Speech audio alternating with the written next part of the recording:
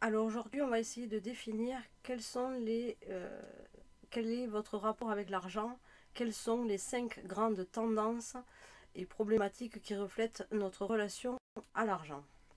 Chacun de nous ne peut être que dans un seul de ces mouvements problématiques à la fois.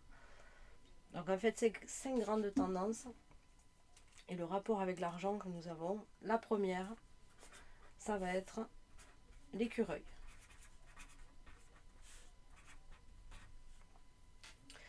Alors, la tendance écureuil, ça consiste à amasser de l'argent.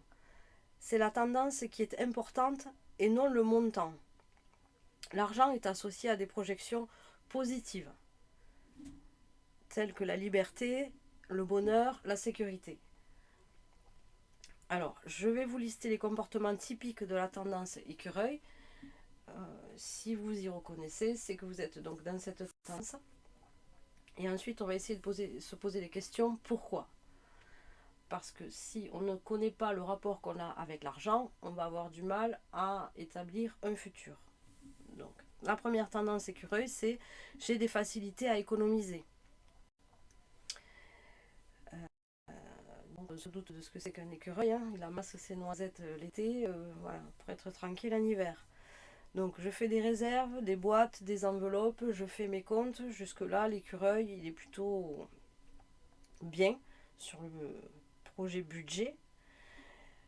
La tendance à l'écureuil également, c'est j'aime voir mes économies s'accumuler et les compter régulièrement.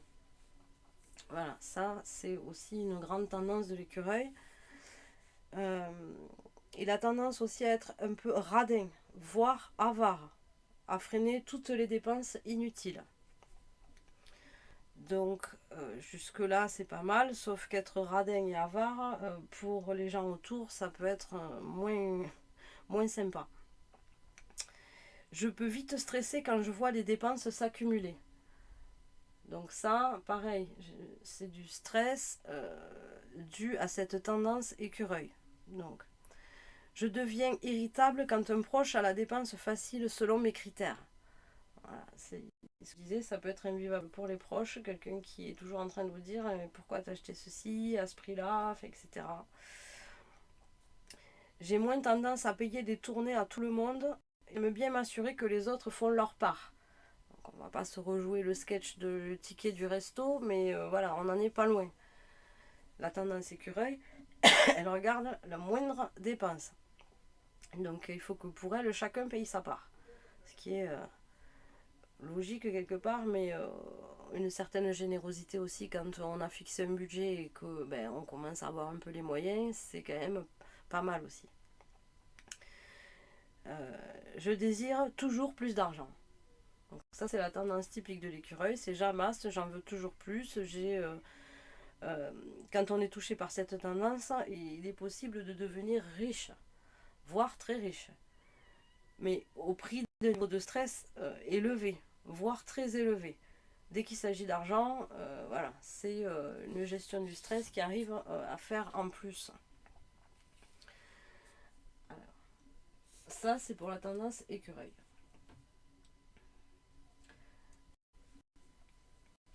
Alors, au cours de mon expérience de comptable, j'ai compris que l'argent ne peut jamais compenser l'insécurité intérieure. Le paradoxe de la tendance écureuil, c'est la croyance entre un lien entre sécurité et argent. Et que ceux qui ont beaucoup d'argent ne se sentent pas plus en sécurité pour autant. Je pense que le dépassement de la tendance écureuil passe par l'affrontement de la peur et une forte dose de courage. Le courage d'affronter l'inconnu ou de casser une loyauté familiale. Il n'y a pas de honte à avoir peur. En revanche, ne pas se l'avouer quand on est un écureuil pose problème car on ne peut pas transformer une peur non dite. Et c'est elle qui restera moteur des décisions de l'écureuil. Ça, c'est certain. Donc, quand on est écureuil, c'est que en général, on a un problème d'insécurité intérieure. Après, on est tous différents, voilà. Mais si on ne se l'avoue pas, on ne peut pas passer par-dessus et on sait que de toute façon, c'est le moteur de toutes les décisions de l'écureuil. Ça, c'est certain. Ensuite, deuxième tendance, il y a en deux, on a le saboteur. Le sabotage, on va mettre. Alors, si vous avez une tendance au sabotage, ce qui consiste à faire en sorte que l'argent n'arrive pas, et quand il arrive, on le repousse. L'argent, pour un saboteur, est associé à une projection uniquement négative sur l'argent. L'argent est forcément associé à un conflit, une injustice, l'angoisse. Les personnes qui sont dans cette tendance peuvent contracter des dettes, et quel qu'en soit le montant. Vraiment. Donc je vais vous lister quelques comportements typiques de la tendance sabotage. Alors, pour des personnes à leur compte, chefs d'entreprise, indépendants, artisans, etc., le saboteur, il manque de rigueur dans la facturation de ses prestations, par exemple. Il ne facture pas, ou il facture en retard, il ne contrôle pas ses investissements, il a tendance à sous-évaluer la valeur de son travail, en fait. Il propose de la gratuité, des rabais de manière répétée. Voilà, ça c'est une des grandes tendances du saboteur. Après, il choisit inconsciemment, on va dire, un métier où la rémunération est basse. Alors bon, certains s'y reconnaîtront. Je suis moins bien payé que mes collègues, et pour autant, je fais rien pour que ça change. Voilà, ça c'est une tendance du saboteur. Je ne fais que des activités bénévoles. Je dis pas qu'il faut pas en faire. Moi, j'en fais moi-même, c'est très bien. Mais on ne fait pas que ça. Voilà, c'est à un moment donné, il faut bien vivre tous les jours. Donc, je refuse tout soutien financier, par exemple. Dès que quelqu'un fait, déjà, en plus, il faut exprimer qu'on a un besoin si on veut pouvoir vous soutenir. Donc, soit on l'exprime pas, soit quand on vous le propose, vous le refusez. On a du mal à accepter les dons, les cadeaux. Voilà, ça c'est la tendance typique du saboteur. Voire même à refuser sa part d'héritage. Voilà. C'est bon. Après, ce qu'on peut faire quand on est un saboteur, c'est éventuellement prêter de l'argent à des personnes qui ne vous le rendent pas. Vous savez, que ce soit clair, c'est du sabotage. Quand on estime ne pas avoir de valeur, c'est nous-mêmes que nous volons. Donc voilà un peu le topo sur le sabotage. Si vous vous reconnaissez dans cette tendance, il faut essayer de savoir pourquoi. On va en parler après. Alors, ensuite, la troisième grande tendance, c'est en dents de scie, comme ça, comme on dit. C'est les montagnes russes, on va mettre le yo-yo. Vous faites le yo-yo. La tendance yo-yo consiste à amasser, puis à se débarrasser de l'argent. Dans une sorte de déchirement intérieur, on va dire. L'argent est associé à la fois à des projections positives et négatives. Alors, quand la personne elle est sur des projections positives, elle accumule de l'argent.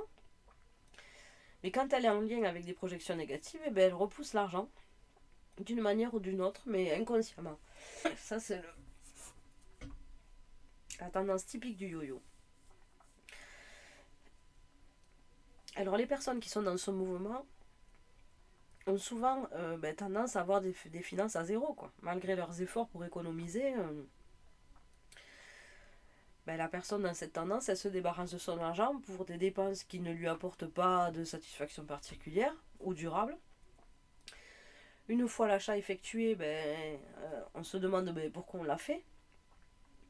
Parce qu'on n'y trouve ni utilité, ni forcément plaisir. C'était voilà, un craquage, on va dire. Et il y en a chez qui c'est répété.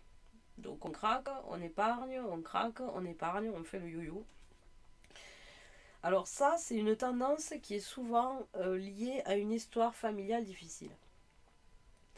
Quand la personne a tendance à faire le yo-yo, pour économiser par mimétisme des parents ou par recherche de sécurité intérieure, elle se voit reproduire leur comportement, rejeter l'argent et en le dilapidant à cause d'un vécu d'enfant qui souvent n'est pas en paix.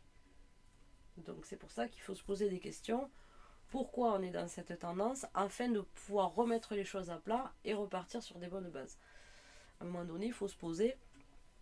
Je vais vous donner des astuces pour essayer de définir pourquoi on est dans cette tendance et que faire pour y remédier. Donc ça, c'était le yo-yo. En 4, vous avez la tendance, le buffet à volonté, on va dire. Comme dans les croisières, là, le all inclusive. Donc,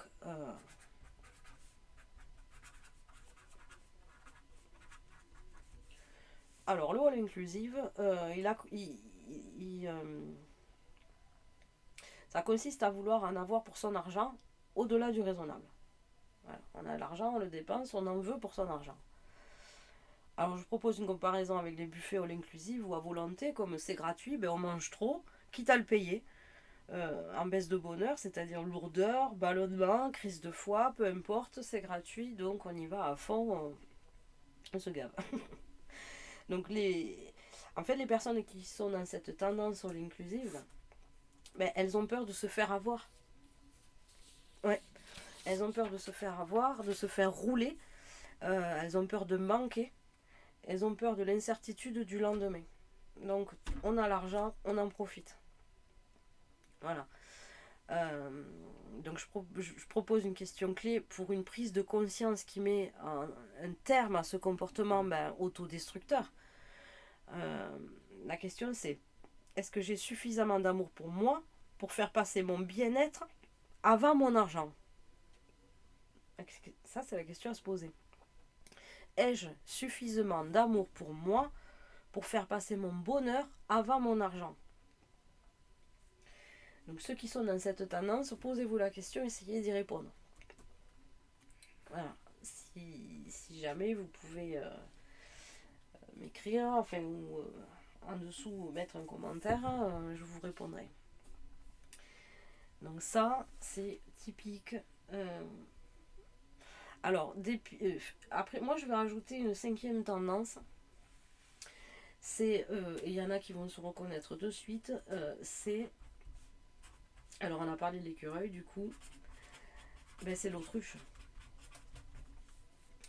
Voilà, la tendance de l'autruche, c'est, on a un salaire qui rentre, qu'il soit moindre ou pas, peu importe, nos dépenses couvrent à peu près, donc on fait jamais ses comptes en fait. Et puis dès qu'on est un peu dans le rouge ou à découvert, hop hop hop, attention, je dépense pas trop, puis paf, le salaire en revient, etc. Donc en fait, c'est un peu ce que j'ai fait moi l'année dernière, hein, donc on fait l'autruche. On fait l'autruche et puis le jour où on a un pépin, on se rend compte que c'est la catastrophe parce qu'on n'a pas mis de plan en action et qu'on ne s'est pas posé les bonnes questions au bon moment.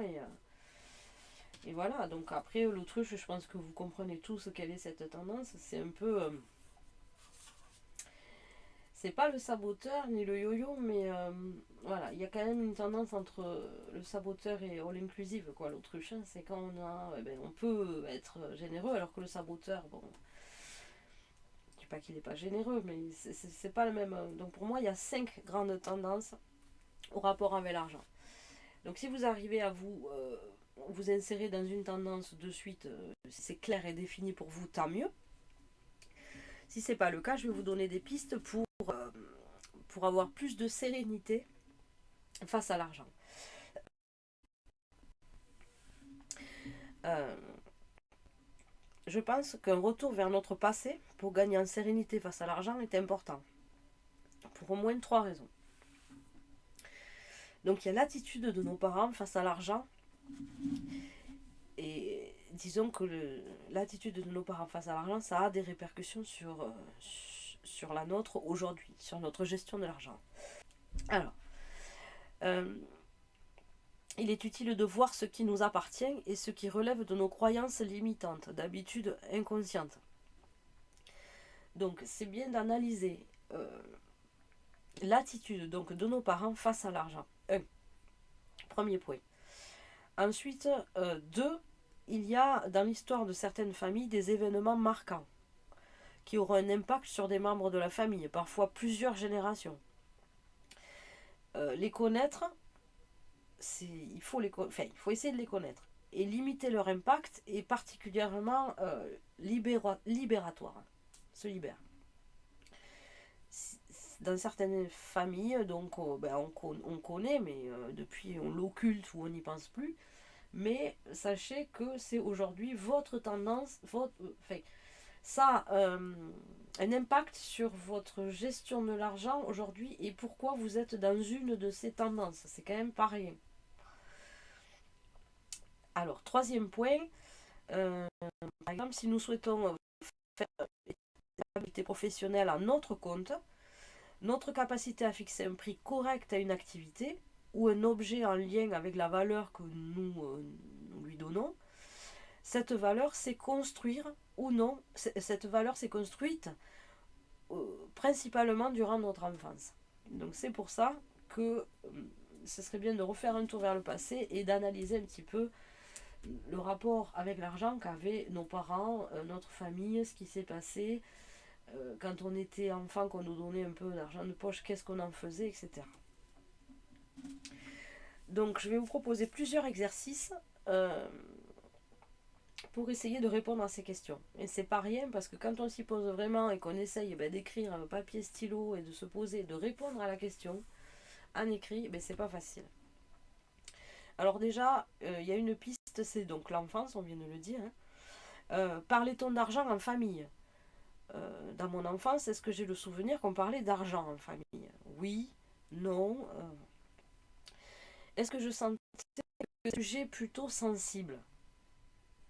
Ça, pareil, il faut essayer de remonter dans le passé, de s'auto-analyser, on va dire. On n'est pas chez le psychanalyste, mais bon, on veut faire un budget qui tient la route, mais avant de faire un budget, il faut apprendre à se connaître. Et donc son rapport avec l'argent, ça passe par là. Est-ce que, est-ce que, enfin, dans mon enfance, est-ce qu'on montrait ou on le cachait qu'on avait de l'argent? Voilà, dans des familles où c'est tabou et d'autres où on nous donnait son salaire ouvertement, il n'y avait pas de souci. Et ça, c'est une question à se poser. Voilà, est-ce qu'on le montrait ou on le cachait en famille, l'argent? Ensuite, il y a l'argent de poche. Est-ce que j'en avais? Oui ou non? Ai-je des souvenirs particuliers à ce sujet? Si on a des souvenirs, on le note. C'est pareil. Est-ce que quand j'avais un peu d'argent de poche, j'économisais ou est-ce que je le dépensais? J'allais acheter une revue, des bonbons, voilà. On cherche un petit peu dans sa mémoire. Normalement, on devrait avoir vite fait le tour si on est honnête avec soi-même. Ensuite, on a ce qui se disait en famille en fait. Il y a des expressions favorites Est-ce qu'il y a des expressions favorites de la part de mes parents? Voilà, question. À vous de noter. J'ai plein d'exemples, mais à vous de noter les expressions familiales autour de l'argent. Qu'est-ce qui se disait de ceux qui avaient de l'argent? Est-ce qu'on disait les riches, les pauvres? Voilà, n'hésitez pas, notez. Et ensuite, vous allez trouver le fil conducteur. Est-ce qu'il y a eu des événements marquants en lien avec l'argent dans la généalogie? Dans votre généalogie, est-ce que vous avez souvenir ou des fois peut-être poser la question si vous ne savez pas du tout et qu'on n'en parlait pas chez vous? Est-ce que quelqu'un a volé de l'argent ou pour de l'argent, enfin, qui a été volé pour de l'argent? Est-ce qu'il y a eu de l'argent gagné de manière louche ou peu scrupuleuse? Y a-t-il eu une spoliation ou une succession qui a mal tourné? Ça aussi, on va pas en parler tous les dimanches en repas de famille. Je veux dire, après, enfant, on tend l'oreille, donc on peut avoir des souvenirs. Est-ce qu'il y a des personnes fortunées qui ont mal tourné? Un membre de la généalogie qui a dilapidé la fortune familiale, par exemple. Ensuite, il y a les événements, donc ça c'était les événements familiaux. Et ensuite, il y a les événements personnels. Est-ce que j'ai, je sais pas, déjà fait faillite? Ai-je volé de l'argent? Est-ce que j'en ai déjà eu honte? Ai-je dilapidé de l'argent? Voilà, ça c'est des questions à se poser. Ensuite, il y a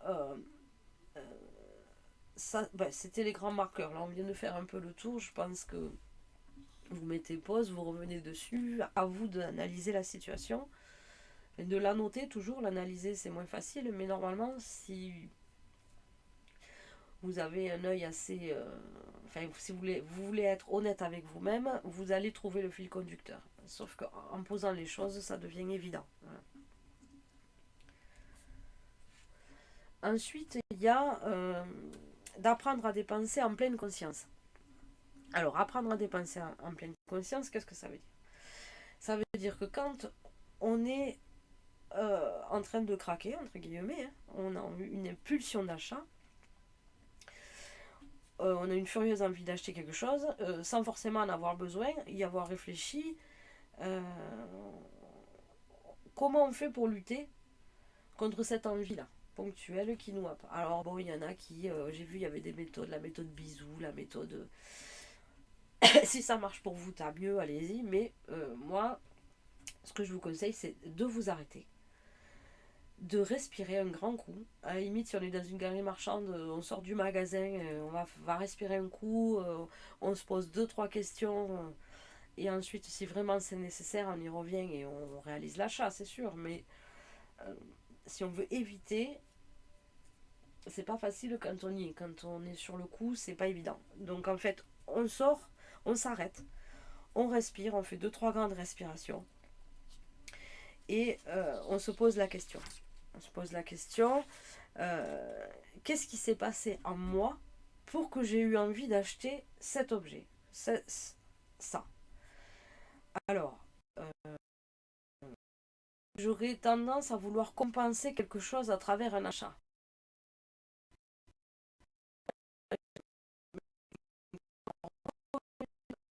Mais si vous y arrivez, c'est top. Une frustration. Est-ce que j'ai subi une frustration aujourd'hui? Est-ce qu'aujourd'hui j'en ai ras-le-bol? Est-ce que j'ai eu une déception? Une tristesse dans la journée? Est-ce que je... La solitude? Est-ce que j'ai bien travaillé une bonne journée, j'ai signé un contrat, hop, c'est une récompense. Voilà. Est-ce que c'est parce que je suis dans un état d'euphorie? Voilà. Donc on se pose la question pourquoi, qu'est-ce qui se passe en moi pour vouloir réaliser cet achat qui n'a pas été mûrement réfléchi, on va dire. Et une fois qu'on a répondu à cette question, on se demande qu'est-ce qui me ferait du bien à ce moment-là, là tout de suite, de manière durable, pour retrouver un intérieur plus paisible. Par exemple, est-ce que au lieu d'acheter ça, est-ce que je ferais pas mieux d'appeler une amie, aller boire un café? Est-ce que j'ai besoin de soutien? Est-ce que j'ai besoin de recevoir de l'empathie? Est-ce que tiens, il n'y a personne à la maison? Est-ce que si je rentrais me prendre un bon bain, c'est bon, on verra plus tard, ça passerait? Qu'est-ce que je pourrais mettre en place pour me faire du bien à moi, moi-même? Euh, voilà, j'ai signé mon gros contrat, j'ai besoin de célébrer ma réussite avec quelqu'un. Voilà, un coup de fil, tu passes à la maison, on boit un coup, un café, peu importe, je passe chez toi, je passe te voir vite fait. Voilà, en fait, il faut amener sa conscience à renverser la tendance de l'inconscient, de cette pulsion d'achat, en faisant un pas de côté. Alors c'est facile, on sort du magasin, on souffle un coup, bon, mais voilà, essayez de le faire une fois, vous verrez, c'est pas si compliqué. Moi je me suis dit, j'y arriverai jamais, bon, mais ça marche très bien, et maintenant, avant d'acheter, je m'accorde même voir plusieurs jours. Donc si on arrive à faire ce pas de côté avant de passer à l'acte, ça permet des dépenses inutiles, euh, de me mettre plus en conscience au moment de l'achat de quelque chose. Voilà, on n'arrive pas dans un magasin, pam, j'achète ça parce que c'est en promo, tiens, ça j'adore, c'est trop mimi, voilà, je l'offrirai, non, n'importe quoi. Souvent on s'achète des trucs en disant qu'on l'offrirait, mais c'est nous qui le voulons en réalité, mais bon. Donc l'idée de ce travail sur soi, c'est d'arriver à trouver un mouvement plus serein face à l'argent.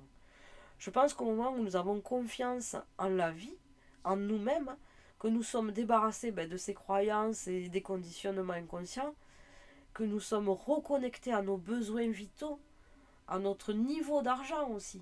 Voilà, je ne vais pas claquer 400 balles quand je touche 1002, quoi. Sur un coup de tête, il faut que ce soit mûrement réfléchi. Alors notre niveau d'argent, ben, il va fluctuer en fonction de votre vécu. Voilà. Sans qu'on cherche forcément à l'accumuler, à le repousser, même inconsciemment. Hein. Il y a des périodes où on aura du succès, donc on accumule, car on dépense moins que ce qu'on gagne. Hein. Cela, c'est pas forcément un but, mais une conséquence. Puis, nous allons peut-être investir de l'argent dans un projet personnel ou professionnel, dans le projet de quelqu'un. Nous allons peut-être nous endetter pour de bonnes raisons, hein, je parle bien. Mais au niveau de la sérénité, au fond de nous, nous savons qu'il y aura toujours assez. Que, que nous sommes assez, que nous avons de la valeur en dehors de la quantité d'argent que nous possédons. Que nous trouverons le soutien extérieur et les ressources internes nécessaires en cas de besoin. Voilà, si on retrouve cette sérénité, qu'on arrive à se remettre dans cet état-là, on peut investir, on peut avoir une marge de manœuvre pour s'endetter pour un projet bien mûrement réfléchi. Voilà, ça, ben, c'est qu'on est sorti un peu de la torpeur, qu'on a posé les choses et qu'on connaît quel est notre rapport à l'argent, comment le redresser. Alors, pour le bilan de l'année 2022, je vais vous faire un petit peu le détail de ce qui s'est passé. Donc, en salaire, j'ai gagné, alors salaire, 22 600 euros. Plus tout, alors les revenus complémentaires, donc le remboursement de l'eau, de l'élec, le remboursement de mes deux fils, parce que j'aurais prêté de l'argent. Qu'est-ce que j'ai Amazon Prime, quelques ventes sur les sites en ligne, etc.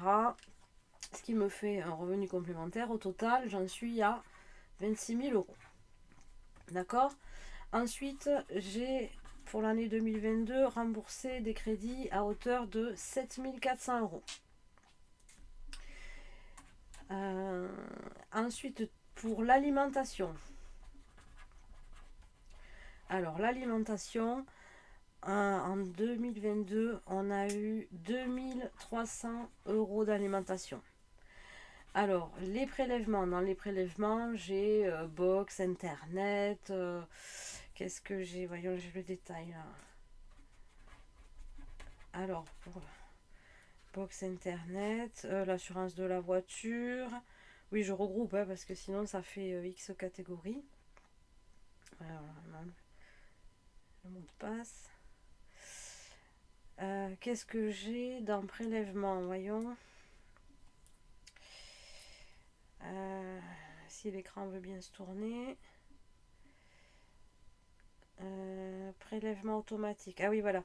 Donc, électricité, eau, portable, assurance voiture, je l'ai dit, les frais bancaires, un huissier que j'avais demandé pour une saisie bancaire que j'ai eue. Bon, bref. Tous les prélèvements, ça s'élève à 2700 euros. Ensuite, il y a eu le carburant. Donc ça, je pourrais l'englober avec voiture, mais bon, j'en avais besoin pour faire mon projet 2023, donc 1400 euros. Pour les loisirs, sorties, alors là j'ai tout compté, hein, vacances, Noël, anniversaire, bref. Total 2900 euros. Voilà. Ça. Habillement, beauté. Alors pour l'habillement, beauté, j'ai été 2 fois au coiffeur, je crois. Enfin, il y en a eu pour 370 euros. Ensuite, pour l'immobilier, puisque je suis propriétaire de la maison, donc quelques travaux, fait vraiment pas grand chose, 3 broutilles, il y en a eu pour 400 euros. Ensuite, j'ai investi pour ma reconversion professionnelle. Alors, c'est qu'un début, c'est qu'un projet, mais j'ai quand même déjà dépensé 1500 euros pour ça. Ensuite, je fais partie d'une asso, donc une association, j'ai quand même claqué de fil en aiguille 2 600 euros. Ensuite, pour mon fils, euh, donc lui, il y a l'internat, le bus, la navette, l'investissement, enfin l'investissement, oui, bon, euh, la participation au permis de conduire. euh, Qu'est-ce que j'ai d'autre pour lui, voyons. Où est-ce qu'il est? Il est là, ouais, le train, photo identité, passeport, les courriers en recommandé, timbre fiscal, réservation vacances, enfin bon, bref. En tout et pour tout, j'ai quand même claqué 1 800 € pour mon fils. Et le pôle où vraiment, enfin là, on en a vraiment réutilisé en santé, malgré qu'on ait des chats cette année, on a dépensé que 100 €. Donc vous voyez quand même, si j'ai arrondi, hein, c'est pour vous montrer l'exemple. Donc, total des dépenses, 28 000 €. Total de mes recettes, si on regarde en haut, 26 000 €. Donc je finis l'année à moins de 1 000 €. En sachant que j'ai quand même épargné 1 600 €. Dans ce découvert, il y a 1 600 € qui ont été mis sur un compte épargne. Donc grosso modo, il me reste 400 € quoi. Bon, enfin bref. Voilà, pour vous montrer un peu quand on fait un bilan, où on se retrouve quand on fait l'autruche, ou comme je vous disais tout à l'heure, le yo-yo, ou l'écureuil. Enfin, l'écureuil, je pense pas qu'il en soit à finir l'année en moins, mais bon. Donc maintenant, à partir de cette base-là, j'ai établi mon budget 2023. Alors, j'ai oublié dans mon budget voiture. Je vais le mettre ici. Voiture, j'ai donc dépensé pour la voiture 1 400 €. Parce que dans les remboursements ici en revenu complémentaire, j'ai compté le remboursement puisque une dame m'est rentrée dedans et ma voiture a été déclarée épave. J'ai quand même 915 € je crois de véhicule. Donc là, j'ai la carte grise, etc. Enfin bref. J'avais oublié la voiture. Voilà, j'étais un peu trop vite. Voilà. Donc si on rajoute la voiture, effectivement, on est bien à 28 000 € de dépenses sur l'année 2022. Allez, 2023. On s'est fait un petit porte-vue recyclé de mon fils l'année dernière. Donc une petite page de garde. Mon Fuji, on s'est mis. Moi j'aime bien. Et dedans, on s'est créé, comme certaines, la fiche budget de janvier. Donc ce que j'ai fait, c'est que j'ai repris, comme quand on veut faire un bilan financier, mes 12 derniers relevés de compte, donc une année. J'ai fait stabilo, addition, calculatrice, après-midi, et quand vous faites le total à l'année de ce que vous avez payé, bon déjà il faut être accroché, hein. Préparez-vous une bonne litronne de café ou une tasse de thé, calculatrice qui fonctionne, hein, pas celle qu'il faut changer la pile, enfin bref. Et on y va, on fait les additions. Quand vous arrivez au total, honnêtement vous avez peur. C'est ce que je fais, c'est mon boulot. Donc, mais sauf que comme on connaît bien cette expression, c'est le cordonnier le plus mal chaussé. Voilà, ça au boulot, je le fais, il n'y a pas de souci. Par contre, pour moi, comme ça allait plutôt pas trop mal, on va dire, et ben je faisais pas. Et en fait, on se rend compte qu'on se fait ponctionner, mais dans tous les sens. Tous les sens. Alors, bon, mais je vous en passe. Voilà, hein, j'ai fait comme tout le monde. Hein, on fait l'addition, on va sur Origami, on essaie de renégocier ses contrats. Et j'ai pas fini, c'est que le début. Hein, je veux dire, voilà. Donc ce que je vais faire, c'est que régulièrement, je ferai des vidéos où je vous montre, je fais mon point financier, mon bilan, je renégocie mes contrats, je vous dirai ce qu'on m'a dit, comment ça s'est passé. Enfin voilà, j'ai envie de le vivre avec vous pour essayer de vous motiver, faire la même chose. Voilà, en sachant qu'en plus, moi, c'est mon boulot au quotidien, donc je tiens des budgets sans souci avec toutes les primeurs du monde, mais par contre, le mien, c'est une véritable catastrophe. J'ai décidé de reprendre les choses en main. Alors voilà, donc je me suis fait une fiche hein, avec mes ressources, les prélèvements, parce que voilà, on a tous des prélèvements, les charges variables, on sait que ça revient, mais le montant c'est pas toujours pareil, mes quelques enveloppes, mon épargne, mon projet. Voilà, je l'ai mis à la fin, c'est pas la méthode Kakebo, même si je vais. Il faut que pendant 2-3 mois déjà, je vois si ça roule et ensuite je passerai à la méthode Kakebo, c'est-à-dire qu'en fait, ben, mon salaire il rentre et je me paye directement. Hop, je me mets l'épargne. Mais avant, vu ce qui s'est passé l'année dernière, je veux être sûr que mon épargne pendant 3 mois, admettons, elle soit. Que je table sur quelque chose de juste. Voilà. Normalement, oui. Mais comme j'ai plein de projets, là je me suis limitée à 4. Après, bon, on peut s'adapter. Hein. Vous avez tous les renseignements dans la barre d'infos. Et donc après, euh, eh ben, je me suis fait des petits trackers et je suis mes enveloppes comme tout le monde sur des trackers, notamment le budget bouffe où j'ai mis un quick quoi parce que on a juste dépensé une fortune en bouffe, donc je me suis mis un budget serré, un peu trop serré parce que, enfin vous allez le voir, je vais rentrer dans les détails. Allez, regarde ici c'est beau ça, j'adore. Je sais pas si vous le voyez là. Hop.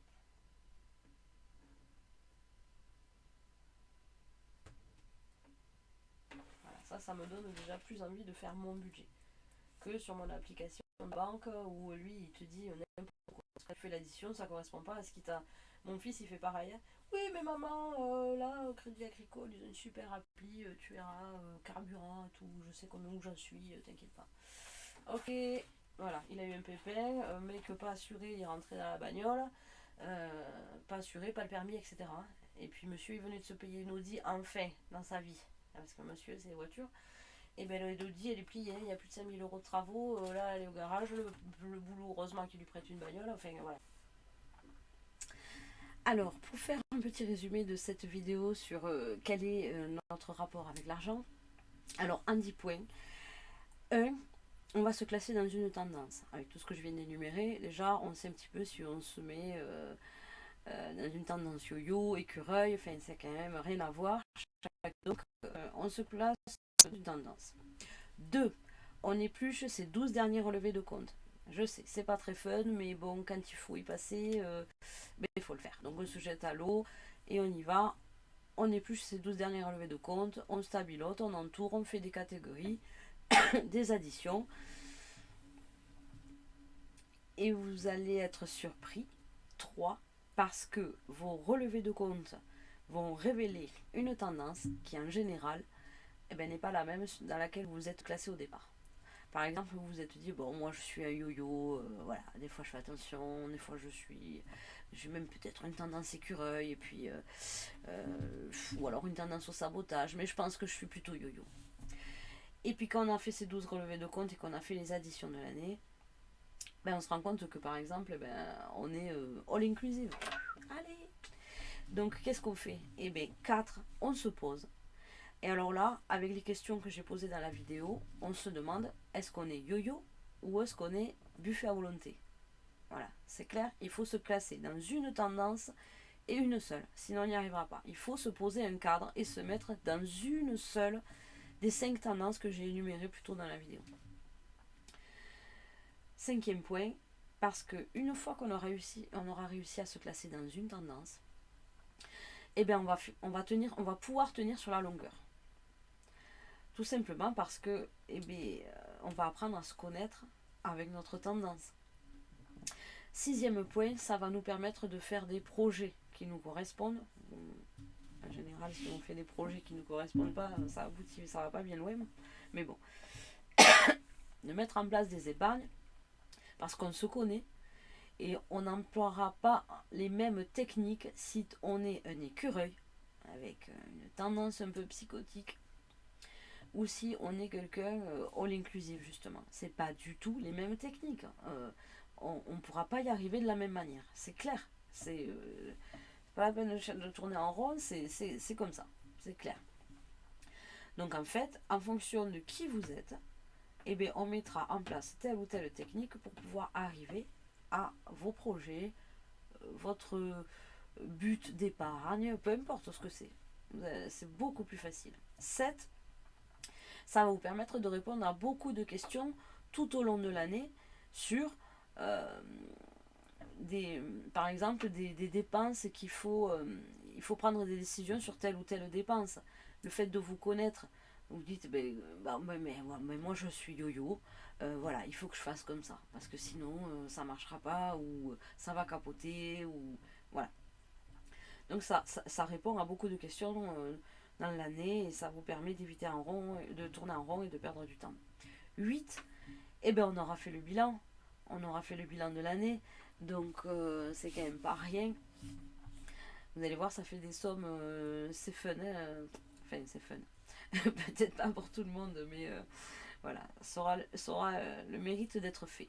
Parce que c'est essentiel de faire d'un bilan pour passer au point 9, ce qui va vous permettre de faire un budget prévisionnel de l'année. Quand on sait exactement combien on a dépensé l'année dernière, et bien là on peut dire, bon ben là, exemple, moi, qu'est-ce que c'était? Oui, 1800 € de carburant dans l'année. J'ai pas trop mutualisé les trajets. Bon là je me suis dit, je mutualise les trajets, je vais couper, malgré l'augmentation, je sais que je vais réduire. Voilà, j'ai décidé, je me connais, je sais quelle technique employer. Alors bien sûr, il y a des aléas. Par exemple, les vacances, là on était parti pas très loin, je sais pas où on va aller, combien de temps on va partir. Est-ce que le fiston il va pas décrocher une formation, un emploi, il va falloir amener tous les jours, c'était pas prévu? Oui, bien sûr, il y a des aléas, mais c'est un prévisionnel. En fait, d'avoir fait le bilan va nous permettre de faire un prévisionnel qui tient la route par rapport à qui on est et comment on répond à ses besoins. Point 10, eh bien, ça va nous permettre de poser des limites, de poser des montants. Parce qu'en général, on démarre, on se dit, bon, cette année, je fais attention, mais en fait, on ne pose pas de montant en face. À part, peut-être l'écureuil ou celles qui font le système des enveloppes, ce que j'ai... Ça, c'est le chat qui veut rentrer, je crois qu'il fait froid. J'arrive. Chut, j'arrive. Tombe mal, là. Donc en fait oui, ça va nous permettre de poser des limites, de dire bon ben ça non, cette année je refais pas, j'ai fait n'importe quoi, voilà, j'assume. Là j'ai trop dépensé, j'aurais pu faire mieux, je pose des limites, je mets des montants en face avec des zéros. Comme ça nous permet de tenir tous les mois, d'avoir un cadre et d'arriver jusqu'à la fin de l'année. Parce que souvent, eh ben, on a des bonnes résolutions, on démarre en janvier, je tenais là, puis en mars, eh ben, on ne sait même plus, on a mis le carnet avec les notes, les tickets de caisse, faut les tickets carte bleue, bientôt, enfin déjà on les mettait à la poubelle, là bientôt on va même plus nous les donner, donc enfin il y en a, je sais pas comment ils vont faire, hein, mais bon. Et après, ce que je voulais vous dire, c'est que voilà, quand on a fait tout ça, déjà, franchement, honnêtement, on a dégrossi le terrain et je peux vous dire que si vraiment on joue le jeu, c'est pour vous, hein, honnêtement, ça va vous permettre d'avancer beaucoup plus vite ou d'être beaucoup plus serein et c'est plus une charge mentale, mais c'est des buts à atteindre au quotidien. Voilà, je me suis fixé tant. Voyons, ce dimanche, je pointe vite fait à combien j'en suis. Ah ouais, super. Ah non, j'ai un peu dépassé. Bon, ben hop, la semaine d'après, on peut redresser. Voilà, quand. Après, ça coule de source, quoi. Voilà, à moins qu'il y ait un pépin, mais bon, là, c'est des choses qui se prévoient, ça peut se prévoir, tout ça. En fait, ce que je voulais dire aussi, c'est qu'il y a une grosse part de psychologie et d'honnêteté envers soi-même. Donc, il ne faut pas se faire violence. Voilà. On se définit, on se classe dans une tendance et on fait ça avec douceur. Ouais, on ne se fait pas violence. On admet qui on admet ce qu'on a fait, ce qui s'est passé.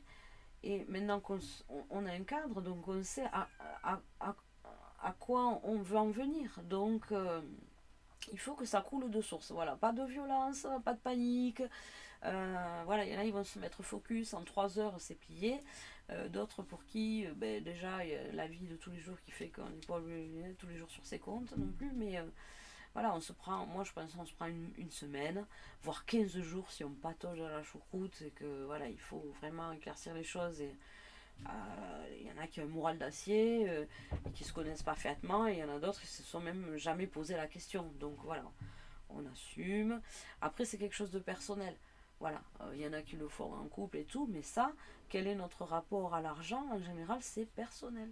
Donc voilà, vous pouvez le faire solo aussi. Donc comme ça, on est plus honnête aussi, on n'a pas besoin de l'ébruiter sur tous les toits ou enfin voilà, moi je pense que c'est quelque chose de personnel. Et quand on a admis et qu'on commence à assumer, on va pouvoir enfin se projeter. Honnêtement, jouez le jeu, faites-le si vous avez... Moi c'est un conseil que je vous donne, c'est l'expérience, vous verrez. Celui qui joue le jeu, honnêtement, ça va l'aider à tenir dans la longueur et d'être dans la bonne direction parce que le cadre il est propre, il est posé, voilà, point. Voilà. Bon, écoutez, moi je vous dis à une prochaine vidéo, j'espère, parce que c'était ma première sur le budget. Il y a longtemps que je voulais mettre ça en place. Après, vous verrez sur ma chaîne, il y a un petit peu... bon, à l'époque, j'avais commencé par présenter des oracles. Je sais, ça n'a rien à voir, mais j'aime bien tout ce qui tourne autour de l'ésotérisme. Mais d'ailleurs, je pense que le sujet d'une prochaine vidéo, ça va être euh, mon rapport avec l'argent en fonction de mon signe astrologique. Parce que ça, après, bon voilà, il y en a qui ça leur passe à 10 000, mais voilà, j'ai des choses à dire là-dessus et c'est sympa aussi. Voilà. Ben moi cette année, vous l'avez vu, j'ai largement débordé à mon goût. J'aurais pu épargner, je me suis retrouvée moins alors que je vivais comme quelqu'un qui était toujours je dépense pas, etc. Et en fait, je m'aperçois que j'ai fait des grosses dépenses et que j'aurais pu faire d'autres projets ou des choses bien plus utiles que voilà. Bon, participer dans une association, c'est tout à fait honorable, mais voilà, il y a eu des choses que j'ai pas fait pour moi et qu'en fait, finalement, si j'avais été un peu mieux organisée cette année, j'aurais pu le faire. Euh, qu'est-ce que. Qu'est-ce qui se passe là?